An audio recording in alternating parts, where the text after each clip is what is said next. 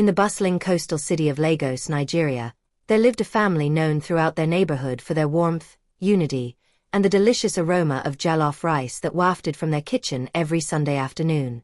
Papa Adebayo was a hard-working auto mechanic who owned a small repair shop on the outskirts of the city. His wife, Mama Adebayo, possessed the remarkable ability to stretch a single meal into enough food for unexpected guests, always welcoming everyone with genuine kindness and a radiant smile. The couple had been blessed with 2 sons. Their firstborn, Chike, arrived with a loud cry that seemed to announce his presence to the entire neighborhood. 5 years later came Emeka, a quiet baby who rarely fussed and seemed content to observe the world around him with curious, thoughtful eyes. From their earliest days, the brothers were as different as the sun and the moon. Chike grew into a boisterous child who demanded attention at every turn. He spoke before thinking, argued before listening, and insisted on being in charge even when he clearly didn't know what he was doing. His voice could be heard from across the compound as he organized the neighborhood children into games where he always made himself the captain, the judge, and the winner. He thrived on being noticed, on being first, on being the center of every conversation. Emeka, on the other hand, developed into a gentle soul who preferred listening to speaking. He helped his mother with household chores without being asked, fetching water before she needed it and sweeping the compound while she cooked. When Papa Adebayo returned home exhausted from a long day at the repair shop, Emeka would simply sit beside him on the wooden bench outside their home, and somehow his quiet presence would ease the tension from his father's shoulders. The boy had an intuitive understanding of what people needed, often before they knew it themselves. In their childhood years, Chike took full advantage of his position as the elder brother. He would drag young Emeka around the neighborhood, shouting for all to hear, "I'm the big brother, so you must do what I say." And Emeka, who adored his older brother with the pure, unquestioning love of a child, would laugh and follow him everywhere. He carried Chike's school bag without complaint, shared his lunch even when his own stomach rumbled, and believed that his brother's word was absolute truth. But as the years passed and the boys grew into young men, something shifted in the way people spoke about them. Teachers at their secondary school began to notice Emeka's quiet brilliance. "That Emeka boy doesn't say much," one teacher remarked to Mama Adebayo at a parent-teacher meeting, "but he's exceptionally intelligent and respectful. He'll go far in life." Neighbors started stopping Mama Adebayo in the market to tell her, "Your younger son is such a blessing. He helped my elderly mother carry her groceries yesterday without being asked. You've raised him well." Even at church, people would smile knowingly and say, "That Emeka has something special about him. Mark my words, he will make this family proud." Each compliment directed at Emeka felt like a personal attack to Chike. Outwardly, he would smile and nod, accepting the praise on behalf of his family. But inside, something dark and twisted began to grow. His chest would tighten with each kind word said about his younger brother. His jaw would clench when he heard Emeka's name spoken with admiration. It was as if every achievement of Emeka's somehow diminished his own worth, as if there was only a limited amount of recognition in the world and his brother was stealing it all. The tension reached a breaking point during their final secondary school examinations. Chike struggled through his papers, barely managing to pass with minimum grades. He had spent more time socializing and asserting his dominance over other students than studying. Emeka, however, emerged with outstanding results that placed him among the top students in the entire state. The day the results were announced, their small compound was flooded with neighbors, friends, and relatives who came to celebrate Emeka's success. There was music, dancing, and endless congratulations. Mama Adebayo wept with joy, clutching her younger son while thanking God for his blessings. Papa Adebayo stood tall with pride, his chest puffed out as he shook hands with everyone who came through their gate. Chike stood at the edge of the celebration, clapping and smiling, playing the role of the supportive older brother perfectly. But if anyone had looked closely into his eyes, they would have seen something cold and dark lurking there.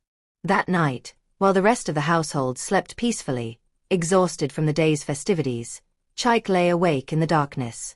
His mind churned with bitter, poisonous thoughts. "Why does everything good always happen to him?" he whispered to the shadows. "What makes him so special? We grew up in the same house, ate the same food, had the same parents. Why does he get all the praise? Papa Adebayo, like many fathers, made the mistake of assuming that his sons understood his love for them equally. He was a fair man, but fairness sometimes meant praising the one who brought home good results while forgetting to encourage the one who was struggling. After Emeka's success, Papa Adebayo began saying things like, "Emeka, you have your mother's calm wisdom. You will achieve great things in this life.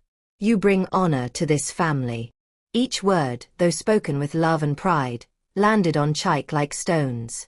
He felt himself shrinking, becoming invisible in his own father's eyes.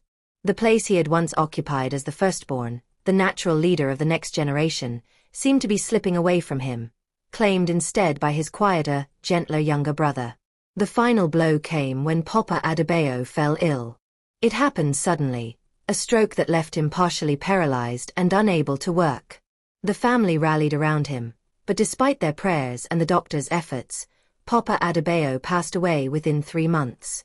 The compound that had once been filled with laughter and the sound of tools clanging in the repair shop fell silent with grief. After the burial, as family members gathered to discuss the future, Chike stood up and announced, "From today, I am the man of this household." His voice was firm, his shoulders squared. Mama Adebayo, still weak from crying and exhausted from sleepless nights at her husband's bedside, nodded slowly.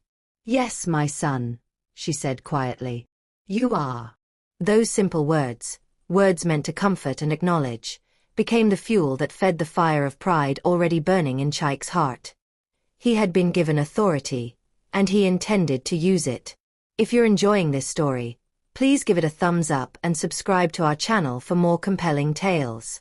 Share your thoughts in the comments below. I'd love to hear what you think about Chike and Emeka's relationship. Don't forget to hit that notification bell so you never miss a new story. Chike wasted no time in establishing his authority as the new head of the household. Within days of the funeral, he began making decisions about every aspect of family life. He told Mama Adebayo how to manage the small amount of money left from Papa Adebayo's savings. He decided which of their father's tools from the repair shop should be sold and which should be kept. He dictated when Emeka could visit friends and when he needed to stay home to help with household repairs. Whenever Emeka questioned any of these decisions, Chike would raise his voice and invoke his position. "Don't forget who the elder is here," he would say, his finger pointed accusingly. "I am responsible for this family now, and what I say goes." The words carried the weight of tradition behind them. In their culture, the eldest son naturally assumed the role of family head after the father's passing. Emeka never argued back. He had been raised to respect his elders, and despite only being 5 years younger, he viewed Chike through the lens of that cultural expectation. More than that, Emeka believed deeply that maintaining peace within the family was more important than being right or asserting his own opinions. So he obeyed, kept quiet, and swallowed his doubts even when Chike's decisions seemed questionable or unfair. The years rolled forward, and the brothers' paths continued to diverge. Chike attempted to run several small trading businesses, first selling phone accessories at the Computer Village market, then trying his hand at importing cheap electronics from abroad. But nothing seemed to stick.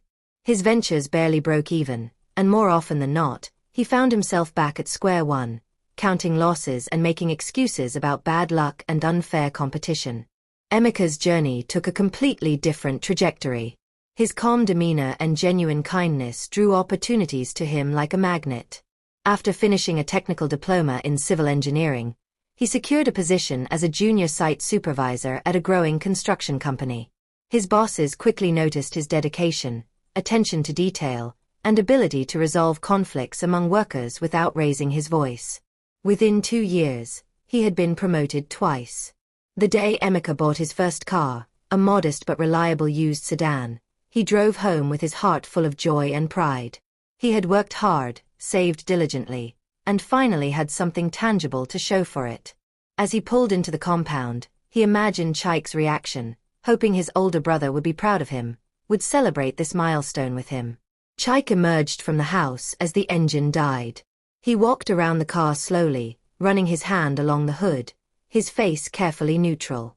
"Well done, little brother," he finally said, the words sounding rehearsed.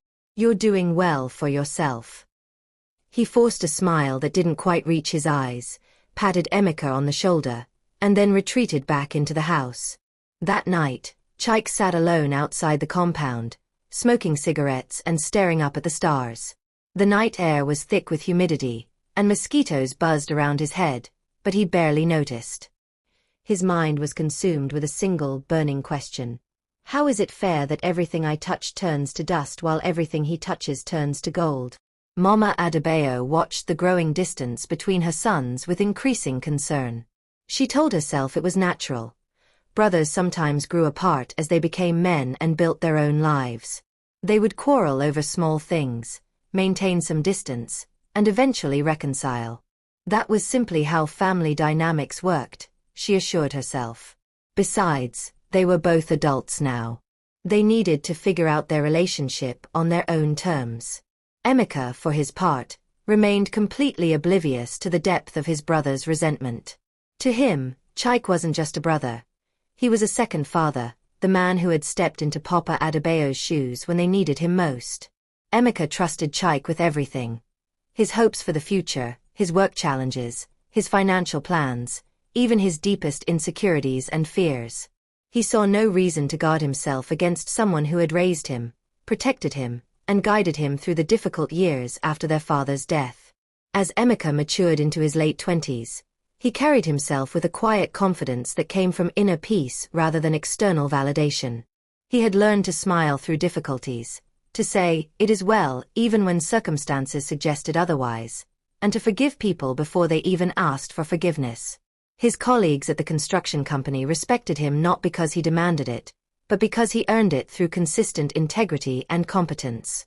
One afternoon, while inspecting a new community center project on the outskirts of Lekki, Emeka met Ada. She was a primary school teacher who worked at the school adjacent to the construction site. She had come over to discuss the noise levels during school hours and to ensure the construction would be completed before the rainy season made the roads impassable for the children. From their very first conversation, Ada sensed something different about Emeka. Unlike the men she typically encountered, men who spoke with bravado, made grand promises they couldn't keep, and seemed more interested in impressing than connecting, Emeka listened more than he spoke. He asked thoughtful questions about the school and the children. When he laughed, the sound was genuine and warm, coming from somewhere deep in his chest. He treated her with respect, never once making her feel like she was being evaluated or pursued, simply engaged with as an equal. Their friendship grew organically over the following months. Emeka would stop by the school occasionally to update Ada on the construction timeline. She would bring him and his workers fresh fruit or cold water on particularly hot days. They discovered they shared similar values about family, faith, and what made life meaningful. Within a year, their friendship had blossomed into love, and Emeka asked her to marry him. The wedding was a beautiful, modest affair filled with joy and celebration. Everyone agreed that Emeka and Ada were perfectly matched, two gentle souls who brought out the best in each other. Friends and family danced, ate, and offered blessings for the couple's future together. But one person's smile at the wedding didn't quite match the celebration in his eyes. Chaik gave a short speech about how proud he was of his younger brother, how he had watched him grow from a quiet child into an accomplished man, and how honored he was to welcome Ada into their family. The words were appropriate and well received. But as he spoke, his eyes held a heaviness that no one seemed to notice, a bitterness born from feeling replaced, as if this new woman had come to claim the one person who still looked up to him with respect and trust. After the wedding, something shifted in Chaik's behavior. He began visiting the newlyweds frequently, showing up almost every weekend with fruits, small household items, or some token gift. At first, Ada thought he was simply being a caring brother-in-law, fulfilling the traditional role of maintaining family bonds. She welcomed him warmly, prepared special meals when he visited, and tried to make him feel comfortable in their home. But as weeks turned into months, Ada began to notice something unsettling about these visits. Chaik never came just to spend time with them or to genuinely check on their well-being. He always came with an agenda, opinions about their life choices, warnings about various people or situations, suggestions about how they should handle their money or make decisions about their future. One Saturday afternoon, as they sat around the dining table sharing a meal of pounded yam and agusi soup, Chaik casually mentioned, "Emeka, I heard your company is planning a major new development project in Aja. You need to be very careful with those investors." He paused to chew his food slowly before continuing. "People are not always as honest as they appear. Some of those big men will use you and throw you away when you're no longer useful to them." Emeka smiled politely, appreciating what he thought was genuine concern. "Don't worry, brother. I'll be careful. I know what I'm doing." But Chaik leaned forward, his voice dropping to a more serious tone. "I'm only telling you this because I love you and want to protect you. You're talented, but you're also trusting. Sometimes too trusting. Why don't you let me look through the project documents? I have some experience with business contracts, and I might catch things you'd miss." And just like that, because trust ran deep and suspicion seemed like a betrayal of family bonds, Emeka agreed. He brought home copies of the confidential project files and handed them to Chaik, believing he was simply being wise by seeking counsel from someone more experienced in business matters. What Emeka didn't realize was that by opening that door, he had given his brother complete access to his professional life. His finances, his strategic plans, the names and details of everyone he worked with, and the vulnerabilities in his business relationships. And from that moment forward, misfortune began to follow him like a persistent shadow. The troubles began subtly, almost imperceptibly at first. A critical document that Emeka needed for the Aja project mysteriously disappeared from his office desk. He searched everywhere, his drawers, his briefcase, even the floor beneath his desk, but the blueprint approval form was simply gone. The delay caused by having to request a replacement copy set the project back by 2 weeks and earned him a stern warning from his supervisor. Then came a more serious accusation. A colleague in the accounting department claimed that Emeka had leaked sensitive budget information to a rival construction company that was bidding on the same government contract. The information that had supposedly been leaked was contained in the exact files that only a few people had seen, including the copies Emeka had taken home and shared with Chaik. Emeka was called into the managing director's office for a tense meeting. He sat across from 3 senior executives who questioned him for nearly an hour about his integrity and loyalty to the company. He couldn't explain how the leak had occurred because he genuinely didn't know. He had been so careful, had trusted so few people. The only person outside the company who had seen those documents was his own brother. But the thought that Chaik could be responsible never even entered his mind. Instead, Emeka bore the accusation with quiet dignity, maintained his innocence, and accepted the suspension of his involvement in the bidding process. The shame of being suspected cut deep, but he kept it to himself, not wanting to burden Ada with his professional troubles. Ada, however, was not as naive as her husband about human nature. She had grown up in a large extended family where she learned early to distinguish between genuine kindness and strategic manipulation. She understood the subtle signs of people who smiled with their mouths but not their hearts, who spoke sweet words while harboring bitter intentions. Something about Chaik had never sat right with her. His laughter sounded too calculated, as if he had practiced it in front of a mirror. His visits always seemed to coincide with important moments in their lives. Right before Emeka received news about a promotion, just after they had made a significant financial decision, precisely when they were discussing their future plans. And his words, though couched in concern, always seemed designed to plant seeds of doubt or steer them toward choices that ultimately didn't serve their interests. One evening after Chaik had left following another one of his advisory visits, Ada turned to Emeka as they prepared for bed. "Your brother loves you," she said carefully, choosing her words with precision. "But I don't trust his spirit." Emeka stopped folding his clothes and looked at her with surprise and disappointment. "Ada, that's my elder brother you're talking about. He took care of me and my mother after Papa died. He sacrificed his own opportunities to make sure I had what I needed. Please don't speak about him that way." Ada sighed deeply, recognizing the wall of loyalty she was hitting against. "I'm only saying what I feel in my heart, Emeka. Not everyone who hugs you wants your good. Some people embrace you just to feel where your back is unprotected." They didn't argue further. Neither of them believed in fighting over family matters. But her words planted themselves in Emeka's mind like seeds in fertile soil, waiting for the right conditions to sprout into understanding. Still, he refused to let suspicion take root. For him, loyalty to family was sacred, and blood ties were stronger than any feeling of doubt or unease.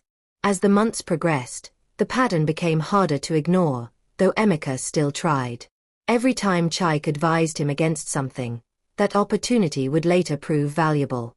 Every time Chaik encouraged him toward a particular decision, it would turn out poorly. When Emeka mentioned his plan to purchase a small plot of land on the rapidly developing outskirts of Ikorodu, Chaik had shaken his head vigorously. "Ah, no, my brother. That area is prone to flooding during heavy rains. You'll just be throwing your money away. Trust me on this. I know people who invested there and regretted it." Emeka, trusting his brother's supposed business wisdom, abandoned the idea. But just 2 months later, he learned that the same plot had been sold to another buyer, and its value had tripled as the government announced a new road construction project that would run directly through that area. The news hit Emeka like a physical blow. His chest burned with regret, but even then, he didn't confront Chaik. He simply told himself that life was unpredictable and timing was everything. But Ada knew better. She had started keeping a small notebook tucked away in her dresser drawer. In it, she meticulously recorded each piece of advice Chaik gave, each subsequent loss or setback they experienced, and each coincidence that seemed too perfect to be accidental. She believed that when evil wears a familiar face, only wisdom and documentation can help expose it. She also intensified her prayer life.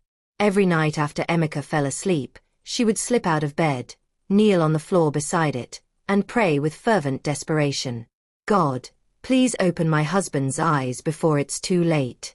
If there is a snake in our home disguised as family, expose it before it strikes us fatally. Give me wisdom to know how to protect us without destroying the family bonds that my husband holds so dear." Meanwhile, Chaik continued his regular visits, his smile ever present, his words always cloaked in brotherly concern. But behind the scenes, he was weaving a more elaborate web. He began telling mutual family friends and distant relatives that Emeka had changed since getting married. "That wife of his is filling his head with ideas," Chaik would say, shaking his head sadly. "He doesn't even listen to family anymore. She's making him too proud, too independent. It's sad to see what marriage has done to him." The rumors spread like wildfire through their social network, reaching Mama Adebayo's ears and causing her to call Emeka with concern. "My son, people are saying you've become distant from the family. Is everything all right with you and Ada? You know marriage shouldn't separate you from your roots." Emeka was confused and hurt by these accusations. He visited his mother regularly, sent her money for her needs, and always invited her to their home for celebrations. But the whispers continued, poisoning the well of family opinion against him without him even understanding where they originated. His life seemed to be falling apart in ways he couldn't comprehend. Money that should have been in their savings account mysteriously went missing. Not stolen in an obvious way, but drained through a series of failed investments that Chaik had recommended. His plans consistently failed to materialize. Even his car was stolen one night from their own compound, despite the security measures they had installed. Ada tried to talk to him about her suspicions, but each time she approached the subject, she could see him mentally retreating, unwilling to entertain the possibility that his beloved brother could be the source of their troubles. She knew she needed proof, concrete, undeniable evidence that would break through the wall of trust that protected Chaik. One evening as they sat on their small balcony watching the sun set over Lagos, painting the sky in shades of orange and purple, Ada turned to her husband and said softly, "Emeka, sometimes we are so loyal that we become blind. I know you love your brother deeply, but love should not make us foolish. It should make us wise." Emeka smiled sadly, his eyes still on the horizon. "Ada, blood doesn't turn against blood. That's not how family works." She shook her head slowly, reaching for his hand. "Then pray you never have to find out what blood can do when it's poisoned by envy." The opportunity for truth to reveal itself came sooner than either of them expected, and in a way that would shake the very foundation of everything Emeka believed about family, loyalty, and the brother he had trusted with his life. The evening started like any other weekday. Emeka returned home from work soaked from an unexpected rainfall, water dripping from his clothes as he stepped through the front door. In his briefcase were documents that Chaik had asked him to sign earlier that week. Papers for what Chaik had described as a joint family investment opportunity that would benefit both of us. As Emeka placed the wet briefcase on the dining table, Ada emerged from the kitchen, wiping her hands on a towel. Her eyes immediately went to the bulging folder visible through the open briefcase. "What are those papers?" she asked, trying to keep her voice neutral. "Chaik brought them by the office yesterday," Emeka explained as he began to peel off his damp shirt. "He said we could invest together in a small import business. You know he's always coming up with new ideas." Ada's jaw tightened almost imperceptibly. "And you trust him with business investments now?" Emeka laughed, though there was a hint of weariness in it. "He's my brother, Ada. Why shouldn't I trust him? We're family." She wanted to argue, wanted to grab those papers and throw them in the trash, wanted to shake her husband until he saw what was so painfully obvious to her. But instead, she simply nodded and returned to the kitchen, her heart heavy with foreboding. That night, after Emeka had fallen into a deep sleep, exhausted from his long day, Ada carefully retrieved the documents from his briefcase. She sat at the dining table with a small lamp, reading through each page slowly. Something about them seemed off. The handwriting on several signature lines didn't quite match Emeka's usual script. One page had already been stamped with an official seal, though Emeka hadn't mentioned signing anything yet. The contract terms were confusing, filled with legal jargon that seemed deliberately complicated. She didn't fully understand all the details, but her instincts screamed danger. Still, without concrete proof of wrongdoing, she knew confronting Emeka would only lead to another defensive reaction. So she did what she had been doing for months. She prayed. That night, her prayers were longer and more desperate than usual. A few days later, Ada's younger sister gave birth to her first child. Ada planned to spend the weekend at her sister's home in Acadia to help with the new baby. Emeka was supposed to join her the following morning to meet his new niece and bring them home together. Everything seemed routine, normal, safe. But around 9 o'clock that Sunday evening, Ada suddenly felt an overwhelming urge to return home. She couldn't explain it, just a powerful feeling that she needed to be there, that something important was about to happen. She told her sister she had forgotten her phone charger and needed to retrieve it, though her charger was actually in her handbag the entire time. The rain was falling heavily as her taxi pulled up to their compound gate. The streetlights cast weak, yellowish pools of light that barely penetrated the darkness. As she paid the driver and stepped out into the downpour, she noticed that the compound was dimly lit, and she could hear a voice coming from somewhere near the side of the house. She moved quietly toward the sound, her shoes squelching softly in the muddy ground. Her heart pounded in her chest, though she didn't yet know why. As she came around the corner of the building, she saw a figure standing beneath the mango tree at the edge of their property. Chaik, talking on his mobile phone with no umbrella, apparently unconcerned that the rain was soaking him completely. Ada pressed herself against the wall, hidden in the shadows. Chaik's voice carried clearly through the rain, low and harsh and utterly unlike the warm, brotherly tone he used when speaking to them directly. "Don't worry," he was saying, his voice dripping with contempt. "He already signed everything. The fool didn't even read the papers properly, just trusted me like he always does." He laughed, a cruel mocking sound that made Ada's blood run cold. "Once the loan is processed in his name, we'll take the money and disappear. He'll think it's just more bad luck. He'll never suspect his own brother." There was a pause as the person on the other end spoke, then Chaik continued. "This time his downfall will be complete. I'm tired of watching him succeed while I struggle.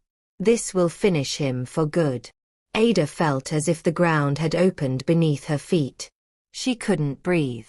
Her heart hammered so loudly in her chest that she feared he might hear it over the sound of the rain. She pressed her hand against her mouth to keep from gasping out loud. So it was all true. Every misfortune, every setback, every mysterious failure, none of it had been coincidence or bad luck. It had all been orchestrated by the one person Emeka trusted most in the world. The brother who had raised him. The brother he would defend with his last breath. When Chaik finally walked away, still laughing into his phone as he disappeared into the rain-soaked night, Ada's legs nearly gave out beneath her. She rushed inside the house, her whole body shaking, not from the cold rain but from the fury and heartbreak coursing through her veins. She sat on the edge of their bed, trying to steady her breathing, trying to think clearly about what to do next. Her first instinct was to call Emeka immediately, to tell him to come home right away. But she forced herself to wait. This conversation needed to happen face to face, where she could see his eyes and make him truly listen. When Emeka arrived home later that night, thoroughly drenched from the continuing downpour, he found Ada sitting in the living room, fully dressed, waiting for him. The look on her face told him immediately that something was terribly wrong. "Ada, what happened? Is your sister okay? The baby?" She stood up slowly, her eyes never leaving his face. "Emeka, I need you to listen to me very carefully. I know you won't want to believe what I'm about to tell you, but I'm begging you, just listen." And then she told him everything. What she had seen, what she had heard, every word of Chaik's phone conversation, the cruel laughter, the admission of deliberately destroying his life, the plan to take out a fraudulent loan in his name. Emeka stood frozen in the middle of the living room as she spoke. When she finished, he didn't react with anger or shock. He simply stood there for a long moment, his face pale, his eyes distant, as if he was trying to process information that his brain refused to accept. Finally he spoke, his voice barely above a whisper. "Ada, I know you mean well, but you must be mistaken." Mistaken. Her voice rose despite her efforts to stay calm. "Emeka, I heard him with my own ears. My brother would never do that to me," he said, but his voice carried less conviction than his words. "You must have misheard. Maybe he was talking about someone else, some other business situation." Ada looked at him with a mixture of frustration and heartbreak. "So you think I'm lying to you? You think I would make up something this serious?" "I think you're tired," Emeka said softly, turning away from her gaze. "Maybe you heard something out of context and misunderstood." Ada's shoulders sagged with defeat. "Emeka, love is making you blind. You can't fight what you refuse to see." He said nothing more, simply walked to the bedroom and closed the door behind him. Ada stood alone in the living room, tears streaming down her face, knowing that the truth she had discovered would not be enough. Not yet. Her husband would need to see the evidence himself before he could accept what his brother truly was. The next few days in their home were marked by a heavy, uncomfortable silence. They moved around each other carefully, speaking only when necessary, both carrying the weight of what had been said and what remained unresolved. Emeka didn't mention the conversation again, but Ada noticed how distracted he had become, how often she would catch him staring into space, lost in thought. He was silently torn, caught between his wife's warning and the image of his brother that he had carried in his heart for so many years. The brother who had shared his childhood, who had cried with him at their father's funeral, who had promised to always protect him. It was too painful to believe, too devastating to accept. But the truth, as it always does, found its own way to speak. One Tuesday afternoon, as Emeka sat in his office reviewing project proposals, his phone rang. It was the manager from Unity Bank, the bank where he had maintained his savings account for years. "Good afternoon, Mr. Adebayo." The voice on the other end was formal and stern. "This is concerning your loan account with us. You've defaulted on 2 consecutive payments, and we need to discuss your repayment plan immediately." Emeka's brow furrowed in confusion. "I'm sorry, what loan are you referring to? I don't have any loan with your bank." There was a pause on the other end. "Sir, you signed the loan documents yourself 2 months ago. We processed a facility of 7 million naira in your name. The money was disbursed according to your instructions." The phone nearly slipped from Emeka's hand. "That's impossible. I never applied for any loan. There must be some mistake. Mr. Adebayo, I'm looking at your signature right here on the documents. Perhaps you should come to the bank so we can review this matter together." Emeka left work immediately, his mind reeling. He drove to the bank in a daze, running through every possibility, trying to find an explanation that made sense. When he arrived and the manager spread the documents across the desk, his world tilted on its axis. There was his signature, undeniably his, on page after page. And beside it, on several pages, was another signature he recognized immediately. Chaik's name, listed as a co-beneficiary and reference. The documents he had signed that rainy evening, the ones Chaik had called a joint family investment opportunity, were actually loan application papers. The handwriting he had trusted, the brother he had believed in, had betrayed him in the most complete way possible. The bank manager's voice seemed to come from very far away. The loan was processed 6 weeks ago, Mr. Adebayo. The funds were transferred to the account numbers you provided. We'll need to establish a repayment schedule, or we'll be forced to take legal action. Emeka somehow made it back to his car, but he couldn't drive.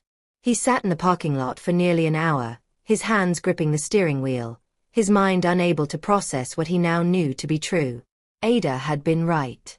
She had tried to warn him. She had seen what he had refused to see. When he finally arrived home, his face was ashen, his movements slow and mechanical. Ada was in the kitchen preparing dinner when she heard him enter. One look at his face told her everything. He simply handed her the bank documents, unable to speak. She opened the folder, saw the signatures, saw the amounts, and closed her eyes in pain. Not the pain of being proven right, but the pain of watching her husband's heartbreak in real time. "Can you see now?" she asked softly, kneeling beside his chair and taking his trembling hands in hers. He didn't answer for a long time. When he finally spoke, his voice was hollow. "Why would he do this to me, Ada? What did I ever do to deserve this from my own blood?" She squeezed his hands gently. "Because evil doesn't need a reason, my love. It only needs access. And you gave him complete access because you trusted him." That night, Emeka didn't sleep. He lay in the darkness, replaying every moment of trust, every piece of advice, every "I'm only trying to help you" that Chaik had ever said. By morning, his decision was clear and final. "We're going to Mama's house," he told Ada as the sun rose. "This can't stay hidden anymore. The truth needs to come out." The drive to Mama Adebayo's house in their old neighborhood felt like the longest journey Emeka had ever taken. His hands trembled on the steering wheel as he navigated through the familiar streets he had grown up on. Ada sat beside him in supportive silence, her hand occasionally reaching over to touch his arm, reminding him that he wasn't facing this alone. When they arrived, Mama Adebayo was in the front yard tending to her small garden of vegetables. Her face lit up with surprised joy when she saw them. "Ah, my children. What a wonderful surprise." She stood up, brushing dirt from her hands, ready to embrace them. But as Emeka hugged her, his body stiff and unresponsive, she felt the tension immediately. "Emeka, what's wrong? Has something happened?" "Mama, we need to talk," he said quietly. "Can we go inside?" They settled in the small living room, the same room where they had gathered after Papa Adebayo's funeral years ago. Mama Adebayo served them water, her movements anxious, sensing something terrible was coming. Before they could begin the conversation, they heard a car pull up outside. Moments later, Chaik walked through the door, his face breaking into his practiced smile. "Ah, look who's here. Emeka, Ada. This is a pleasant surprise." Nobody had called him. Yet somehow, he had appeared, as if some instinct had told him that his carefully constructed world was about to collapse. "Come, sit down," Mama Adebayo said, relieved to have both her sons together, hoping this meant reconciliation rather than confrontation. They all sat in the cramped living room, the air thick with unspoken tension. Chaik kept up his cheerful facade, asking about work and Ada's family, but his eyes darted between them, searching for clues about why they were there. Ada reached into her handbag and pulled out a manila envelope. She placed it on the small wooden table between them and slid it toward Chaik. Her voice was steady and cold. "You might want to explain this." Chaik frowned, feigning confusion. "What is this?" "Open it," Emeka said, speaking for the first time since his brother had arrived. His voice was flat, emotionless, as if all feeling had been drained from him. Chaik opened the envelope slowly. Inside were copies of the bank loan documents, his signature clearly visible beside Emeka's, along with bank statements showing where the money had been transferred. His face drained of color. His hands began to shake slightly as he stared at the papers. For several seconds, no one spoke. What is this nonsense?" he finally stammered, forcing an incredulous laugh. "Are you trying to accuse me of something? This is..." Before he could finish, Emeka reached into his pocket and placed his phone on the table. He pressed play, and suddenly the room was filled with Chaik's voice. Harsh, cruel, unmistakable. "Don't worry, he already signed everything." The fool didn't even read the papers properly. Mama Adebayo's hand flew to her mouth, a gasp escaping her lips. The recording continued, each word landing like a blow. The mocking laughter, the admission of sabotage, the plan to destroy his own brother, it was all there, preserved in digital clarity. When the recording ended, the silence in the room was suffocating. #The Price of Envy, A Tale of Two Brothers. Chapter 1. The Seeds of Rivalry. In the bustling coastal city of Lagos, Nigeria, there lived a family known throughout their neighborhood for their warmth, unity, and the delicious aroma of jollof rice that wafted from their kitchen every Sunday afternoon. Papa Adebayo was a hard-working auto mechanic who owned a small repair shop on the outskirts of the city. His wife, Mama Adebayo, possessed the remarkable ability to stretch a single meal into enough food for unexpected guests, always welcoming everyone with genuine kindness and a radiant smile. The couple had been blessed with 2 sons. Their firstborn, Chaik, arrived with a loud cry that seemed to announce his presence to the entire neighborhood. 5 years later came Emeka, a quiet baby who rarely fussed and seemed content to observe the world around him with curious, thoughtful eyes. From their earliest days, the brothers were as different as the sun and the moon. Chaik grew into a boisterous child who demanded attention at every turn. He spoke before thinking, argued before listening, and insisted on being in charge even when he clearly didn't know what he was doing. His voice could be heard from across the compound as he organized the neighborhood children into games where he always made himself the captain, the judge, and the winner. He thrived on being noticed, on being first, on being the center of every conversation. Emeka, on the other hand, developed into a gentle soul who preferred listening to speaking. He helped his mother with household chores without being asked, fetching water before she needed it and sweeping the compound while she cooked. When Papa Adebayo returned home exhausted from a long day at the repair shop, Emeka would simply sit beside him on the wooden bench outside their home, and somehow his quiet presence would ease the tension from his father's shoulders. The boy had an intuitive understanding of what people needed, often before they knew it themselves. In their childhood years, Chaik took full advantage of his position as the elder brother. He would drag young Emeka around the neighborhood, shouting for all to hear, "I'm the big brother, so you must do what I say." And Emeka, who adored his older brother with the pure, unquestioning love of a child, would laugh and follow him everywhere. He carried Chaik's school bag without complaint, shared his lunch even when his own stomach rumbled, and believed that his brother's word was absolute truth. But as the years passed and the boys grew into young men, something shifted in the way people spoke about them. Teachers at their secondary school began to notice Emeka's quiet brilliance. "That Emeka boy doesn't say much," one teacher remarked to Mama Adebayo at a parent-teacher meeting, "but he's exceptionally intelligent and respectful. He'll go far in life." Neighbors started stopping Mama Adebayo in the market to tell her, "Your younger son is such a blessing. He helped my elderly mother carry her groceries yesterday without being asked. You've raised him well." Even at church, people would smile knowingly and say, "That Emeka has something special about him. Mark my words, he will make this family proud." Each compliment directed at Emeka felt like a personal attack to Chaik. Outwardly, he would smile and nod, accepting the praise on behalf of his family. But inside, something dark and twisted began to grow. His chest would tighten with each kind word said about his younger brother. His jaw would clench when he heard Emeka's name spoken with admiration. It was as if every achievement of Emeka's somehow diminished his own worth, as if there was only a limited amount of recognition in the world and his brother was stealing it all. The tension reached a breaking point during their final secondary school examinations. Chaik struggled through his papers, barely managing to pass with minimum grades. He had spent more time socializing and asserting his dominance over other students than studying. Emeka, however, emerged with outstanding results that placed him among the top students in the entire state. The day the results were announced, their small compound was flooded with neighbors, friends, and relatives who came to celebrate Emeka's success. There was music, dancing, and endless congratulations. Mama Adebayo wept with joy, clutching her younger son while thanking God for his blessings. Papa Adebayo stood tall with pride, his chest puffed out as he shook hands with everyone who came through their gate. Chaik stood at the edge of the celebration, clapping and smiling, playing the role of the supportive older brother perfectly. But if anyone had looked closely into his eyes, they would have seen something cold and dark lurking there.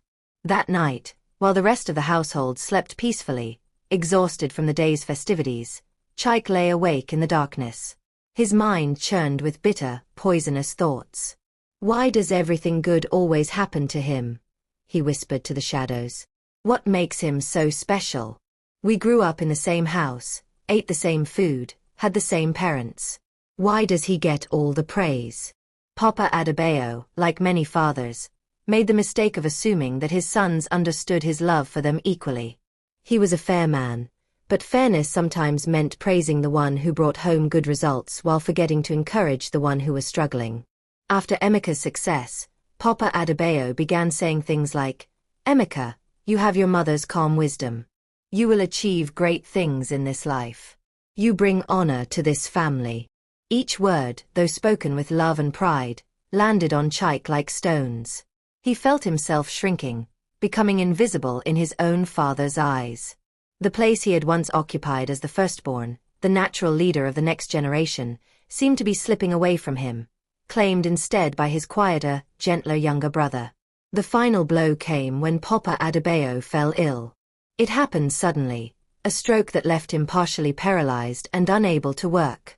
The family rallied around him, but despite their prayers and the doctor's efforts, Papa Adebayo passed away within 3 months. The compound that had once been filled with laughter and the sound of tools clanging in the repair shop fell silent with grief. After the burial, as family members gathered to discuss the future, Chaik stood up and announced, "From today, I am the man of this household." His voice was firm, his shoulders squared. Mama Adebayo, still weak from crying and exhausted from sleepless nights at her husband's bedside, nodded slowly. "Yes, my son," she said quietly. "You are." Those simple words, words meant to comfort and acknowledge, became the fuel that fed the fire of pride already burning in Chaik's heart. He had been given authority, and he intended to use it. If you're enjoying this story, please give it a thumbs up and subscribe to our channel for more compelling tales. Share your thoughts in the comments below. I'd love to hear what you think about Chaik and Emeka's relationship.